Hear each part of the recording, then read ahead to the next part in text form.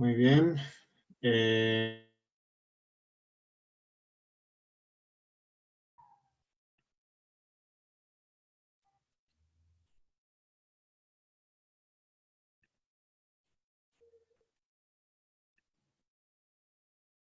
ya. Buenos días con todos los asistentes. Sean todos bienvenidos a esta nueva sesión de jornadas historiográficas. Esta es una actividad impulsada por los estudiantes de la especialidad de Historia y por primera vez lo estamos haciendo desde vía virtual. El día de hoy presentamos la conferencia virtual Pandemias y Protestas, una comparación entre 1918 a 1919 y 2019 a 2020, a cargo del doctor Stefan Rinke. Soy Mauricio Ávila y seré su moderador durante esta sesión. Sobre el autor, Stefan Rinke obtuvo su maestría en la Bowling Green State University y su doctorado en la Karolinska Universitat Eichstätt, en donde además obtuvo su habilitación en el área de historia moderna con enfoque regional en América Latina. A lo largo de su carrera se ha desempeñado como docente en diversas universidades en Alemania y los Estados Unidos. Actualmente se desempeña como docente de la Freie Universität Berlin y desde 2019 es vicedecano de investigación del Instituto de Estudios Latinoamericanos de dicha universidad. Como investigador, el doctor Rinke ha recibido importantes premios y distinciones como el Einstein Research Fellowship de 2013 a 2015, Premio Anual de Investigación José Antonio Elzate en 2017, doctor honoris causa por la Universidad Nacional de San Martín en Buenos Aires en 2018 y desde 2020 es miembro correspondiente de la Ecuatoriana Academia Nacional de Historia y la Academia Mexicana de la Historia. Sus líneas de investigación giran en torno a Latinoamérica en la historia global, globalización cultural, Primera Guerra Mundial, entre otros temas. A través de su carrera ha dirigido importantes proyectos de investigación, entre los más recientes, migrantes, refugiados y buscadores de asilo, repensando la migración hacia Latinoamérica y los nuevos estudios étnicos, el impacto del trabajo memorial en la comunidad educativa colombiana, una exploración a la conciencia histórica de 2019 a 2021, y Colonia y Dignidad, un archivo de historia oral chileno-alemán. Su producción académica es amplia y de lectura fundamental para temas de historia de América Latina en la modernidad y la era global. Destacan sus libros Cultura de Masas, Reforma y Nacionalismo en Chile, de 1910 a 1931, Las Revoluciones en América Latina, Las Vías de Independencia, 1760 a 1830, América Latina y Estados Unidos, una historia entre espacios desde la época colonial hasta hoy, en el 2015. Y quiero destacar personalmente uno de mis artículos favoritos, La última pasión verdadera, historia del fútbol en América Latina en el contexto global. Vamos a tener una ronda de preguntas al final y pueden enviar sus preguntas al chat privado de Miguel Costa. Y bueno, sin nada más que decir, le concedo la palabra al doctor Rinke. Muchas gracias, Mauricio. ¿Me entienden? Sí, muy bien. Entonces, muchas gracias, Mauricio, Miguel y todos los otros que me invitaron a este evento. Me da mucho gusto estar acá con ustedes, especialmente por el hecho que se trata de una iniciativa estudiantil. Es una gran cosa que estudiantes como ustedes hacen este esfuerzo por organizar eventos internacionales de este tipo. Me gustaría que los estudiantes nuestros tendrían tanta motivación y tanta iniciativa como ustedes. Hoy voy a hablar sobre un tema que obviamente es un tema central de nuestros días, el problema de la pandemia, el problema del coronavirus, pero también quisiera contribuir a esta discusión desde la perspectiva de un historiador. Y por supuesto, las pandemias no son una cosa de solo una cosa reciente, sino son una cosa que ha acompañado la historia latinoamericana más o menos desde el momento en que los europeos por primera vez entraron a América Latina. Y obviamente estas grandes pandemias del siglo XV, siglo XVI, ya los conocemos, ya sabemos que eran un factor clave en la conquista europea, pero y que también eran la causa de la catástrofe demográfica más grande en la historia de la humanidad. Y por eso, comparado con esto, la pandemia que estamos viviendo hoy es una cosa bastante pequeña, ¿no? Pero obviamente nos toca a nosotros en todos lugares y mucho más en América Latina hoy que en Europa. Pero también en estos siglos XX y XXI tenía antecedentes esta pandemia y lo interesante es que estos antecedentes tenían una conexión también con las protestas sociales y es una conexión que me llamó mucho la atención y lo que voy a presentarles hoy es como una primera aproximación a esta temática que no solo es una coincidencia histórica, sino también puede decirnos algo sobre el funcionamiento o no funcionamiento de las sociedades en América Latina. Entonces voy a empezar. Cuando se muestran los primeros efectos de la epidemia, el Departamento Municipal de Salud se dirige a la ciudadanía con un anuncio para frenar la difusión de la enfermedad. Hay que evitar tanto las reuniones públicas como los eventos culturales y las visitas. Además, se señala que hay que, cito, lavarse las manos minuciosamente, fin de cita. Uno podría pensar que la llamada viene del Berlín infectado o de la Lima infectada por el COVID-19 en abril de 2020. De hecho, el anuncio data del 19 de octubre de 1918 y viene de la ciudad mexicana de Puebla, que en aquella época estaba en contacto con la llamada hasta hace poco madre de todas las epidemias, la llamada gripe española. Las contramedidas no han cambiado mucho, eso parecería si algunas de las recomendaciones del comunicado de Puebla no nos parecieran bastante extrañas hoy en día, como la desinfección de la nariz con una pomada de vaselina, ácido bórico y timol. Si hemos avanzado, es por lo menos cuestionable cuando el presidente de los Estados Unidos, Donald Trump, toma en consideración públicamente la inyección de desinfectante en el cuerpo humano. Los epidemiólogos señalaron ya en 2018 que las medidas de la Agenda Global de la Salud decididas en 2005 todavía estaban muy lejos de llegar a todas partes y que solo alrededor de un tercio de los países firmantes ya cumplían con los estándares. A pesar de las mejoras desde 1919, concluyó el estudio, los gobiernos y los sistemas de salud siguen estando insuficientemente preparados para las consecuencias de la dura epidemia de gripe de magnitud del 19-18. Deberían tener razón sobre eso. La actualidad del anuncio de 1918 se debe no solo a las instrucciones de higiene que hoy conocemos demasiado bien, ya que apenas han cambiado en los últimos 100 años, sino también a los paralelos con la situación actual en Latinoamérica. En marzo de 2020, la pandemia llegó a una región que desde hace un tiempo estaba sacudida por protestas sociales.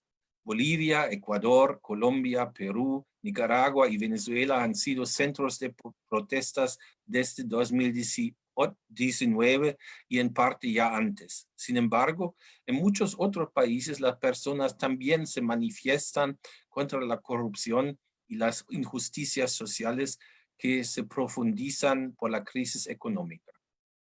Los objetivos de los movimientos de protesta son muy diferentes y se extienden de la resistencia contra un régimen de izquierda populista como Nicaragua y Venezuela a manifestaciones contra la violencia en Colombia gobernada por conservadores de derecha. Con el brote de la pandemia del marzo de 2020, las protestas están aflojados por ahora, pero la situación social se ha vuelto aún más grave. Hace casi exactamente 100 años, las protestas también se entremezclaban con la pandemia, que a primera vista se parece a la actual. En el contexto de la Primera Guerra Mundial, los problemas sociales llegaron a un punto tan crítico que en muchos lugares hubo protestas que todavía no se habían visto a esta escala en la región. Bajo la influencia de la Revolución Mexicana y la victoria de los bolcheviques en Rusia, las protestas recibieron un elemento de revolución social que caracterizaría la historia sucesiva de Latinoamérica en el siglo XX. La llamada gripe española, que afectó la región en 1918 y 19, tuvo consecuencias drásticas. ¿Qué se puede observar más allá de la coincidencia temporal sobre la confluencia de las ondas de protestas y las pandemias, comparando la situación de 1918-19 con la de 2019-20? ¿Se aprendieron las lecciones de hace un siglo? ¿Se pueden generalizar las consecuencias para Latinoamérica? Esas son mis preguntas centrales, mis preguntas guías, y voy a empezar cronológicamente con alguna palabra sobre la protesta y pandemia al final de la Primera Guerra Mundial, en los años 1918 y 19. Aunque los estados latinoamericanos no intervinieron directamente en los acontecimientos de la Primera Guerra Mundial hasta 1917, el estallido de la guerra tuvo desde el principio consecuencias que afectaron gravemente al subcontinente. Además de una ola de propaganda sin precedentes y de la politización de la opinión pública, las consecuencias socioeconómicas fueron particularmente profundas. Los puntos centrales fueron Argentina, Brasil y Chile, mientras que México, revolucionario desde 1910, jugó un papel especial con su guerra civil. En el caso de Argentina, los sueldos bajaron alrededor de un 38% durante la guerra, mientras que los costos de vida se habían disparado a un 71%. Si hasta 1917 habían explotado los precios de los alimentos y textiles, la situación social empeoró para muchos residentes urbanos en 1918 debido al precipitado aumento de los alquileres. Es por ello que los sueldos reales siguieron bajando en 1918, pese a que para entonces la coyuntura ya se había estabilizado gracias al negocio de exportación de trigo. Una de sus consecuencias fue la fuerte movilización de los trabajadores que se plasmó en una creciente actividad callejera cuando a partir de 1916 los trabajadores portuarios renunciaron a su trabajo. El número de huelgas y huelguistas subió drásticamente hasta 1919, no solo en Buenos Aires, sino en todo el país, es decir, también en las provincias rurales. La mayor parte de los huelguistas se habían organizado en la Federación Obrera Regional Argentina, la FORA, la que de todos modos se mantenía débil por sus numerosos trabajadores temporeros y jornaleros. Ante las manifestaciones, el gobierno de todos modos se preocupó por la producción en las fábricas de carne, así como por el sector de transporte. Los aliados, es decir, los ingleses y franceses especialmente, quienes sospechaban que detrás de ello se escondían actividades de espionaje alemanas, intensificaron fuertemente la presión ejercida al gobierno argentino. Hasta el final de la guerra, el gobierno solo envió pocas veces a la policía o a los militares a reprimir a los huelguistas e intentaba intermediar. Sin embargo, las luchas laborales costaron nuevamente muertos y heridos cuyas cifras se desconocen. A raíz de esta situación, también se organizaron los empleadores para sofocar las manifestaciones y luchar sistemáticamente contra los sindicatos. En 1918 la situación escaló aún más. En marzo se fueron a huelga los trabajadores de los ferrocarriles que se encontraban bajo posesión británica, lo que afectó sensiblemente el suministro de trigo y con ello también el abastecimiento de los aliados en la guerra europea. En la masiva manifestación bolchevique del 24 de noviembre, el arzobispo de Córdoba respondió todavía el mismo día que con una arenga pastoral contra el maximalismo, así se llamó el comunismo en esta época. A comienzos de diciembre, la misma policía de Rosario amenazaba con una huelga debido a la congelación de los salarios. Desde el punto de vista de la Review of the River Plate,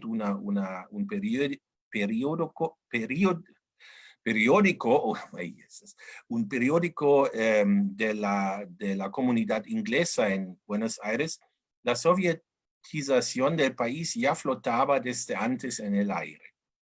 Hacia fines de aquel año, el temor ante una revolución no podía ser mayor entre las élites. Las tensiones se desataron en una orgía de violencia a partir del 7 de enero de 1919, durante la así llamada Semana Trágica. Durante aquellos días se llegó a niveles de una guerra civil, no solo en la capital, sino también en las ciudades de provincia, que tuvo un alto costo de muertos y heridos. El presidente, que se encontraba bajo fuerte presión, delegó en los militares la represión contra los huelguistas. Los sindicatos reaccionaron con el llamado a una huelga general. Los ataques contra inmigrantes rusos y judíos fueron especialmente brutales, a quienes se acusaba de instigadores de los desórdenes existentes. La solución violenta de conflictos también ganó en importancia en Chile, mientras la situación social empeoraba debido a la guerra. La debilidad de los sindicatos había evitado luchas laborales mayores al momento de estallar la guerra. Las manifestaciones, sin embargo, también comenzaron aquí en 1916, al igual que en Argentina. En 1917 aumentaron debido al alza de los costos básicos de vida, que aumentaron enormemente alrededor de un 140% entre 1913 y 19. Sobre todo la huelga de los trabajadores portuarios de Valparaíso, que se extendió en abril a lo largo de todo el país, así como las represiones de trabajadores que tuvieron lugar en agosto en la región del Salitre, fueron un adelanto de lo que se vería en el futuro. Una vez que en 1917 los socialistas habían adoptado el liderazgo al interior de la Federación Sindical Central, la Federación Obrera de Chile, aumentó la dimensión de las luchas laborales en 1918, tanto como la intensidad de la crisis, debido a la desaparición del boom del salitre tras el armisticio en Europa. El 22 de noviembre, la FOCH organizó en Santiago la protesta masiva más grande conocida hasta entonces en el país. En ella participaron socialistas, católicos, mujeres y asociaciones juveniles. Incluso la prensa capitalina elogiaba el pacífico desarrollo de las manifestaciones y en principio le daba razón a las exigencias fundamentales de los trabajadores, pues, se decía, un pueblo que pasaba hambre, así opinaba el Mercurio, por ejemplo, no podía guardar ningún tipo de sentimiento patriótico, ni menos de respeto hacia el gobierno. El gobierno reaccionó de todos modos con represiones. En diciembre de 1918 confirmó una ley por la cual se facilitaba la expulsión de los así llamados subversivos no deseados y se debía impedir su inmigración, aunque dicha amenaza era en realidad de limitado alcance, dado el acotado número de inmigrantes existentes en Chile con inclinaciones izquierdistas.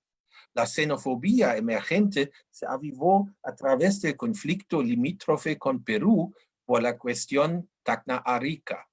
En esta situación se fundó junto a la Liga Patriótica Militar una milicia nacional que formó a lo largo de todo el país a grupos locales y que mantuvo encendido el ambiente nativista. Se llegó a ataques contra trabajadores peruanos y trabajadores chilenos que se asumían bajo influencias extranjeras. La revista Zigzag comentaba en este contexto que el pueblo chileno en todo caso defendería a la nación contra el peligro rojo, pues en Chile mismo no existía ni anarquista ni comunista alguno. El temor ante desórdenes sociales y la nueva ideología proveniente de Rusia también afectó a los países beligerantes. En Brasil, a donde el coste de la vida se había triplicado desde el estallido de la guerra, la ola de huelgas había alcanzado su clímax en 1917. Pero en el siguiente periodo, el gobierno había impuesto el derecho de guerra para destruir al movimiento de trabajadores supuestamente dirigido por agitadores extranjeros. El 18 de noviembre de 1918 se registraron nuevamente choques muy fuertes, luego de que la situación de las clases populares empeorara mucho, lo que se desencadenó debido a la exportación realizada a los aliados. Pese a los esfuerzos realizados por el gobierno de contrarrestar los efectos negativos con medidas estatales y de procurar una distribución más equitativa. Finalmente, la situación social en Brasil era parecida a la de Argentina y Chile al final de la guerra, aunque las tensiones se traslaparon en Brasil debido al positivo desenlace que tuvo aquí la guerra. La crítica agudización de los conflictos sociales se constituyó en un fenómeno hacia el final de la guerra que se pudo observar en casi toda Latinoamérica. En Perú, por ejemplo, había sido tranquilo a nivel comparativo hasta 1918, cuando la ola de huelgas, a diferencia de los países vecinos, se expandió desde el campo hacia las ciudades. A finales del año, el movimiento de trabajadores amplió sus actividades y el 13 de enero de 1919 se inició una ola de conflictos en todo el país a raíz de la huelga general que permitieron algunas reformas, pero que fue finalmente brutalmente sofocada en mayo. En México, desde 1917, una y otra vez había las huelgas en los territorios petroleros de Tampico y se dirigían sobre todo contra la empresa británica El Águila. La sospecha recayó en agentes alemanes de manera similar al igual caso de la huelga de ferrocarriles, a quienes se les acusó de querer, junto con los anarquistas y rusos bolcheviques, de querer paralizar a la maquinaria bélica aliada. En Colombia, Ecuador, Bolivia, Paraguay, Uruguay y Cuba se dieron importantes luchas laborales que se extendieron en parte hasta 1919. Los motivos eran siempre los mismos: el ímpetu revolucionario de México y Rusia, así como la crisis internacional del capitalismo por la causa de la guerra.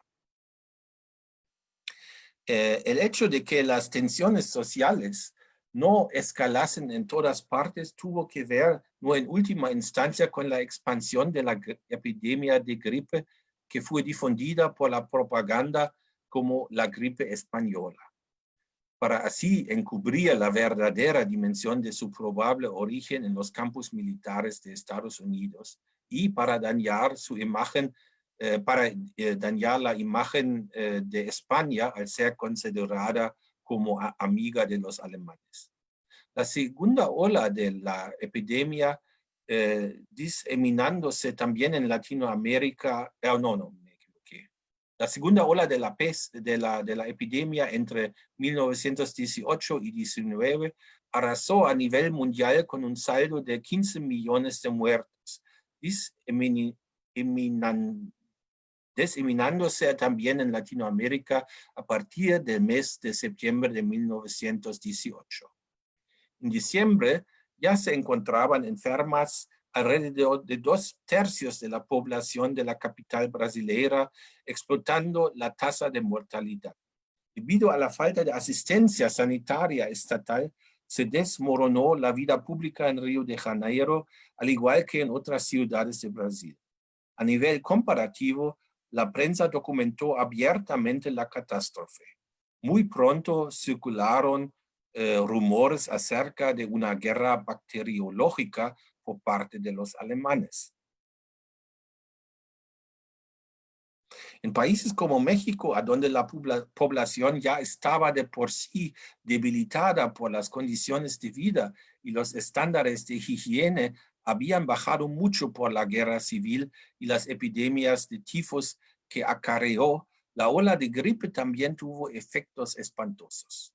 En el país vecino de Guatemala, un terremoto había causado por la Navidad de 17 grandes destrucciones que no se habían alcanzado a reparar cuando en agosto de 18 arreció la ola de gripe, dejando un alto saldo de víctimas mortales entre la población indígena. La pobreza y las condiciones de vidas estrechas agravaron la letalidad de la epidemia. Dada la ineficiencia de las autoridades, el sector privado tuvo que intervenir y ocuparse de las víctimas. En Colombia, los niños y los ancianos se vieron particularmente afectados, aunque estudios recientes también han demostrado que la altitud sobre el nivel del mar era un factor de riesgo de muerte por gripe viral. Cuanto mayor es la altitud, mayor es el riesgo. En todas partes a donde se difundía la epidemia, los gobernantes reaccionaban desorientados y el sentimiento de crisis ante una amenaza intangible se esparció a lo largo de toda Latinoamérica. Cuando había reglamentación estatal, la oposición formuló críticas, como en el Brasil, donde se temía que se redujeran las libertades civiles. Se consideraron medidas de cuarentena, pero en la mayoría de los casos se rechazaron, ya que se consideraron precursoras de una, cito, dictadura de los científicos, fin de cita. Al final, la pandemia siguió su curso con grandes diferencias de país a país y de lugar a lugar. No obstante, en muchos lugares la epidemia de gripe dio lugar a los esfuerzos de reforma de la atención sanitaria nacional en la década de 1920. Ahora, un par de palabras sobre las protestas y el coronavirus en 2019 y 20. Al contrario de hace 101 años, las protestas ahora no se produjeron en respuesta a una crisis conectada a una guerra. No obstante, la situación del mercado mundial, del que Latinoamérica depende en gran medida desde su independencia a principios del siglo XIX, fue otra vez de vital importancia. Hasta la mitad de la década de los años 2010, las economías nacionales de Latinoamérica habían experimentado un crecimiento por encima de la medida por una década, por encima de la media por una década. Este crecimiento se basó en un auge de las exportaciones cuyo motor fue la demanda de China de materias primas como el litio y el cobre. El crecimiento fomentó la reducción de la pobreza y las redistribuciones por los gobiernos que habían llegado al poder en el curso del giro a la izquierda después del cambio del milenio en muchos países de la región. Sin embargo, desde unos 5 años existe un estancamiento e incluso una recesión. La CEPAL observó que entre 2014 y 20 el subcontinente experimentó el crecimiento más bajo de los últimos 70 años. Con el fin del boom de los precios de las materias primas, los términos comerciales empeoraron de nuevo. No los Estados Unidos, sino China desempeña hoy el papel del socio comercial e inversor más importante para la mayoría de los países de la región. La dependencia del bienestar económico del gigante asiático es correspondientemente fuerte. Además, a través de la creciente proporción de las exportaciones de materias primas, aún en los países relativamente industrializados de Latinoamérica, los desarrollos económicos dependen aún más de las tendencias globales. Con el fin del crecimiento, el margen para redistribuciones se redujo, ya que Latinoamérica es la región del mundo con el nivel más alto de desigualdad. Las consecuencias son particularmente dolorosas. Los valores de Gini habían mejorado desde 2001, pero hoy, por ejemplo, en Brasil, están disminuyendo de nuevo.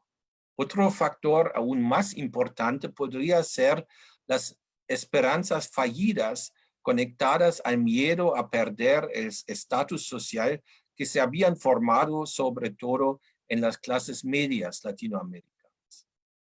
Con el crecimiento económico crecieron también las expectativas de consumo, de estabilidad política y de servicios que, dada la desaceleración económica, se pudieron satisfacer solo difícilmente.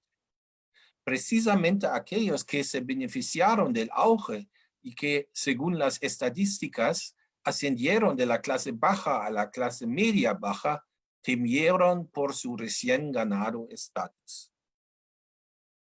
Estas llamadas clases medias amenazadas, que en su mayoría están empleadas en el llamado sector informal, según la OCDE, alrededor del 40% de la población de Latinoamérica, constituyen el núcleo del potencial de protesta porque ellos reciben servicios públicos solo en medida muy escasa.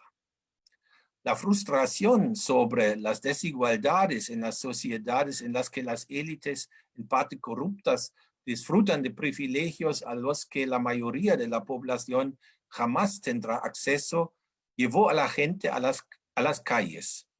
Los une la desconfianza en las instituciones y en las democracias existentes en las que están viviendo. Se formaron alianzas espontáneas y de personas de diferentes estratos sociales, de obreros, empleados, indígenas, negros, estudiantes, jubilados, artistas creativos y movimientos ecofeministas que en lo individual establecen prioridades diferentes, pero juntos cuestionan el sistema que les promete una vida en la segura clase media, pero en realidad les garantiza solo una existencia precaria. Las protestas son declaraciones de desconfianza de los amplios y heterogéneos círculos de las sociedades latinoamericanas hacia los que están en el poder, cuya renuncia es una de las reclamaciones más importantes.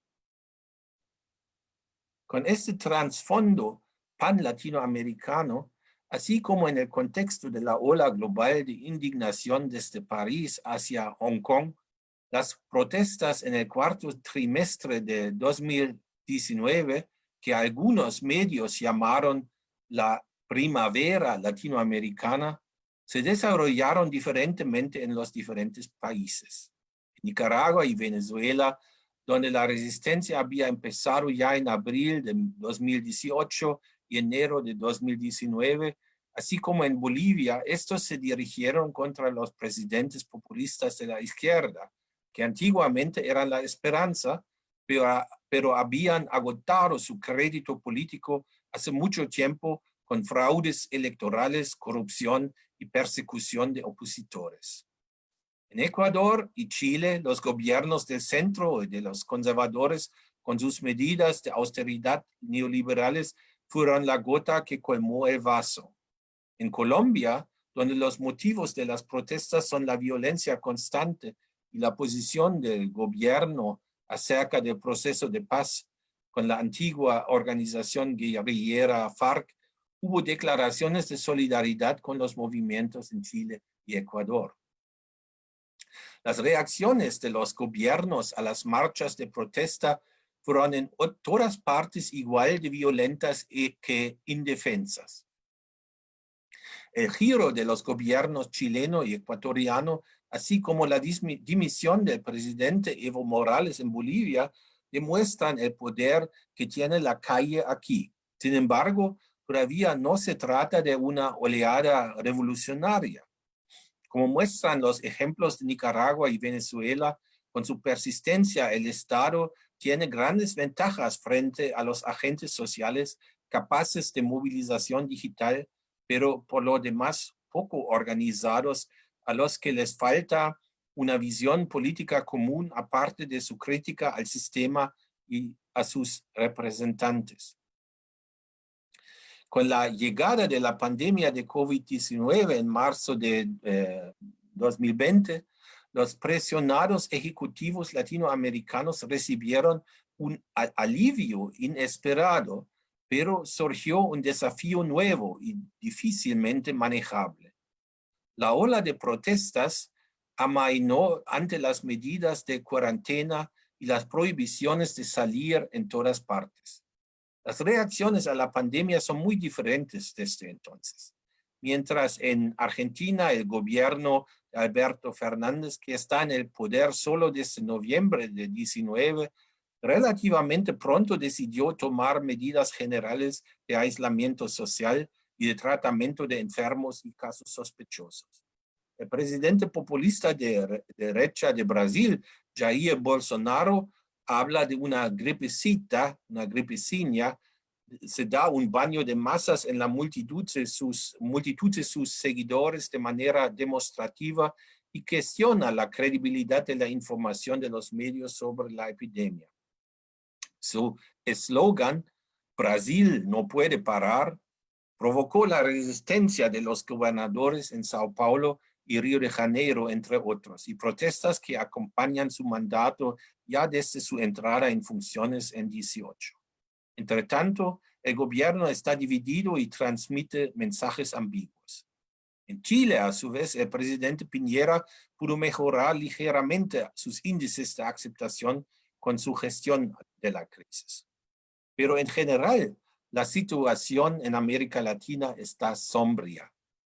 La provisión de crecimiento para 2020 presentada por la CEPAL hace pocos meses se desvaneció en el aire con la crisis del coronavirus.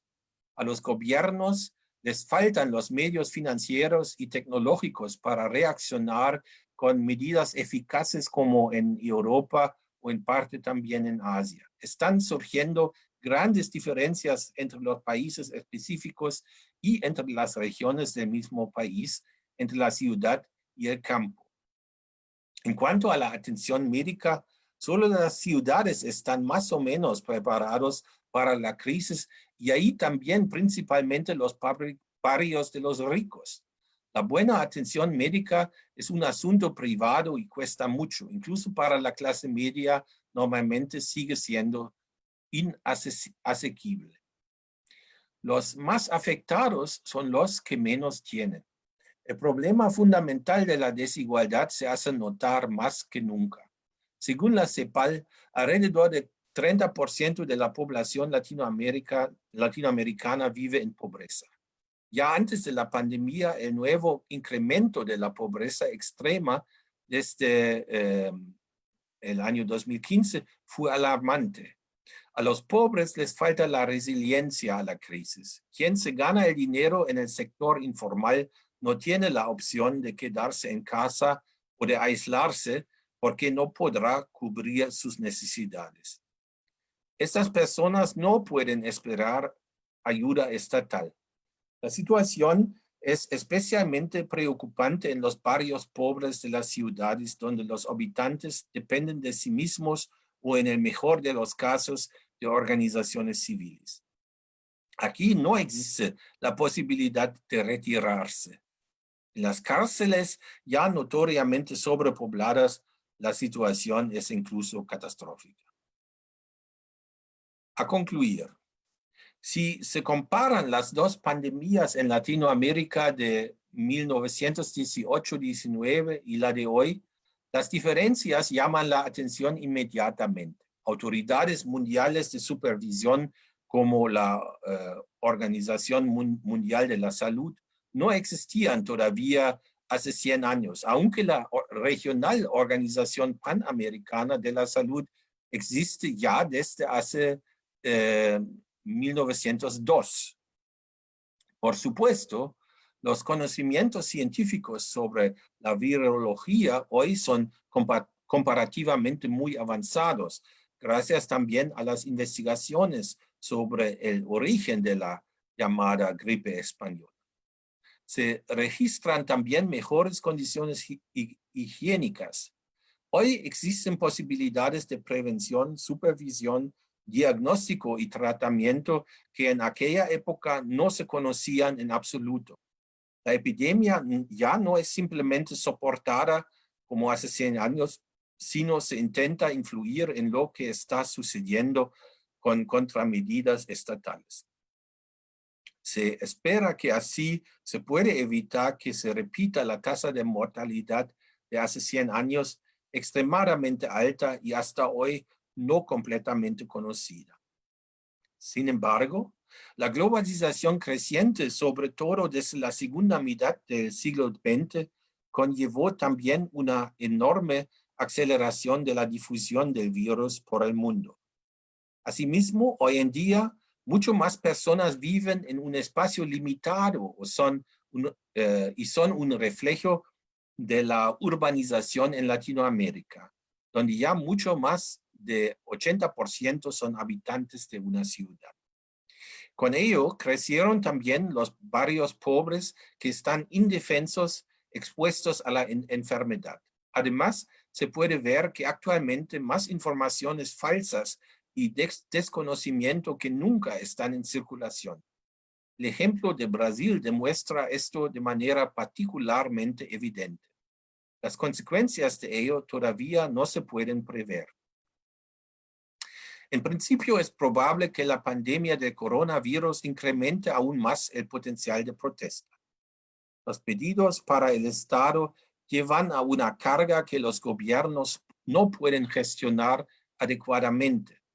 La sobrecarga de los sistemas de salud es de prever visto el escaso número de camas de cuidados intensivos. Los problemas estructurales, como la alta tasa de desempleo, la situación del mercado mundial, que es inestable y dependiente de los precios de las materias primas, así como la caída del valor de las monedas, sin duda se profundizarán en un futuro próximo. La recesión que amenaza la región hará crecer la pobreza y para muchos hará realidad el descenso social.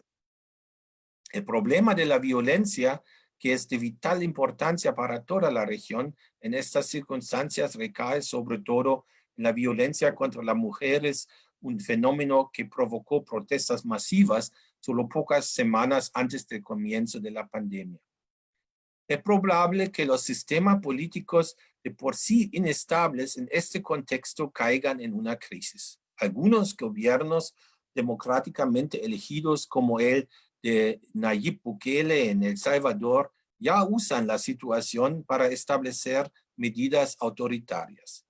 Las experiencias de 1918 y las manifestaciones que siguieron la gripe española muestran de todos modos que el descontento de las personas y su voluntad de protesta pueden ser interrumpidos por una pandemia, pero no disueltos. Muchas gracias por su atención.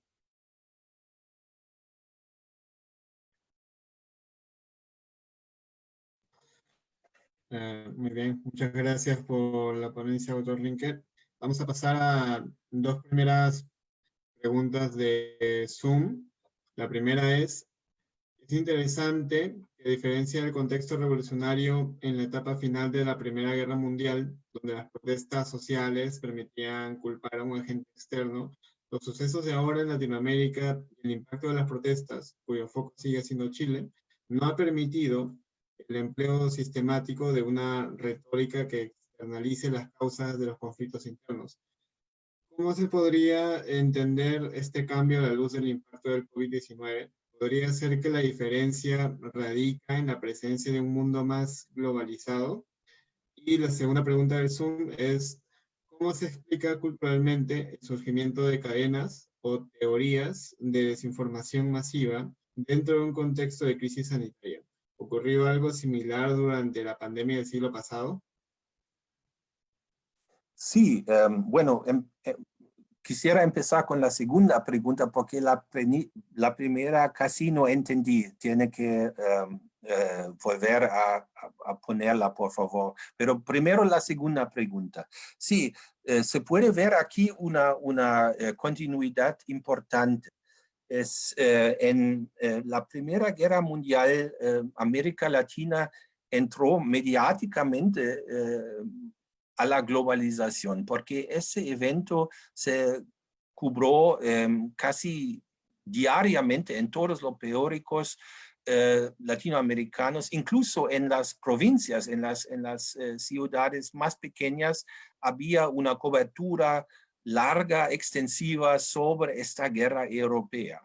Y allá también había un desarrollo de fake news, ¿no? De noticias falsas, de propaganda de todas partes. Y los lectores, o digamos el público en los países latinoamericanos, como en el Perú, por ejemplo, rápidamente se dieron cuenta que aquí lo que se publicaron eran mentiras, eran informaciones falsas y había un sentimiento bastante crítico sobre eso, porque obviamente de Europa la gente expectaba otro, ¿no?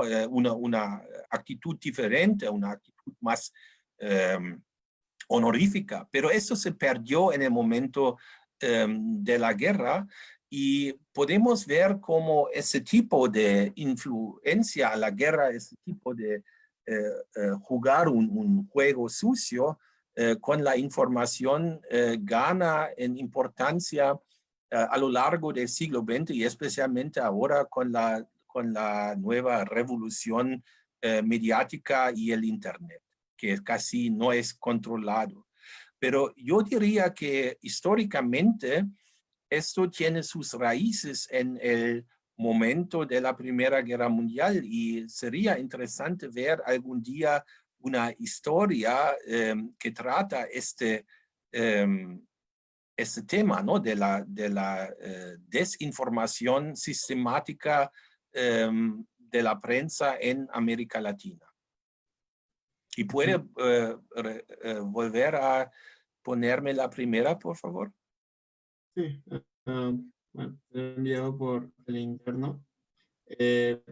Pero mientras vamos asimilando la primera pregunta, tenemos una pregunta más del Zoom, una nueva, que son las dinámicas propias de las epidemias y su impacto especialmente fuerte en los sectores populares en Latinoamérica las convierte como detonantes a críticas a los modelos políticos y su incapacidad de resolver un modelo de inequidad que se ha mantenido de forma constante más allá de los gobiernos liberales o de izquierda. Casi no entiendo, es muy mal. Ese micrófono tiene repercusiones. ¿Puede volver, por favor? Okay. Las dinámicas propias de las epidemias y su impacto especialmente fuerte en los sectores populares en Latinoamérica las convierte como detonantes a críticas a los modelos políticos y su incapacidad de resolver un modelo de inequidad que se ha mantenido de forma constante más allá de los gobiernos liberales o de izquierda? Bueno, si he entendido bien, se trata del problema de los gobiernos liberales y de izquierda, cómo pueden responder a estos desafíos de hoy, ¿verdad? Mauricio, porque realmente es complicado.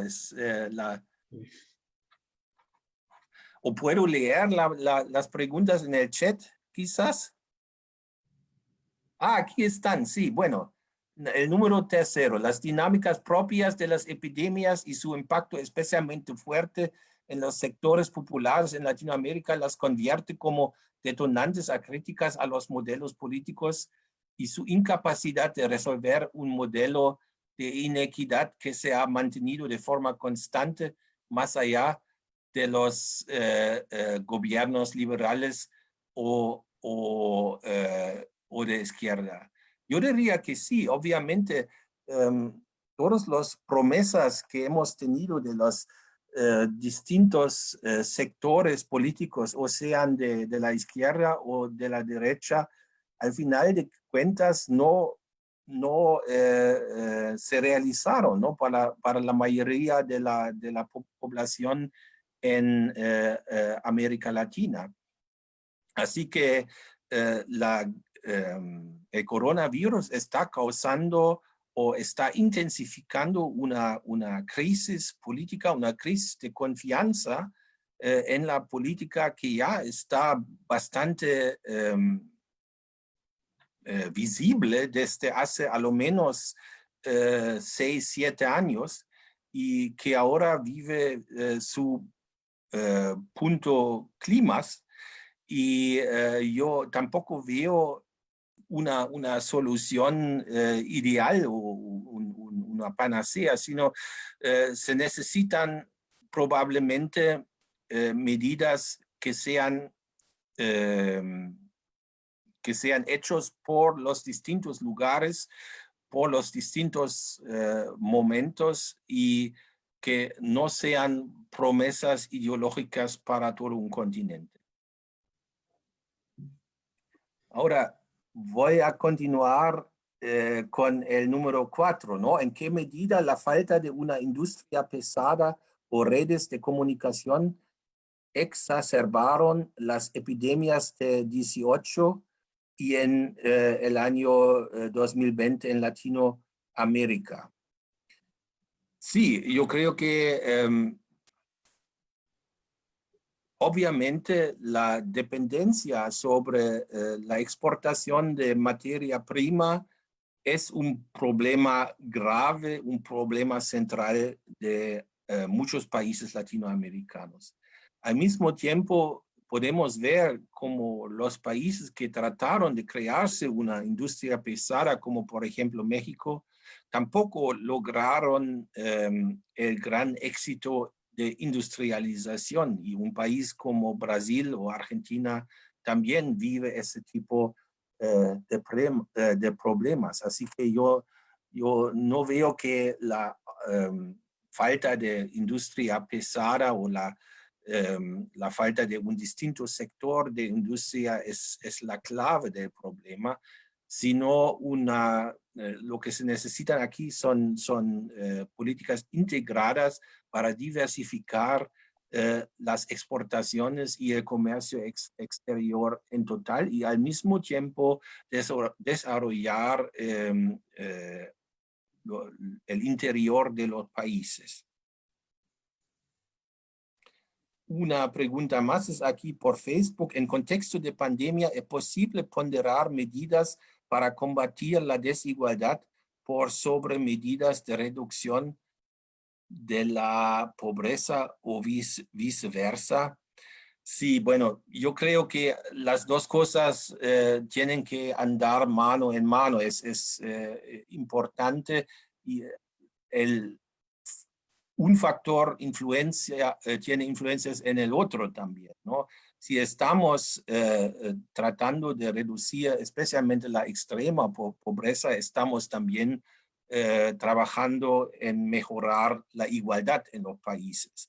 Pero yo, desde mi punto de vista, eso es una tarea central para los gobiernos de la región después de la crisis del coronavirus, obviamente, porque en este momento eso es el desafío número 1.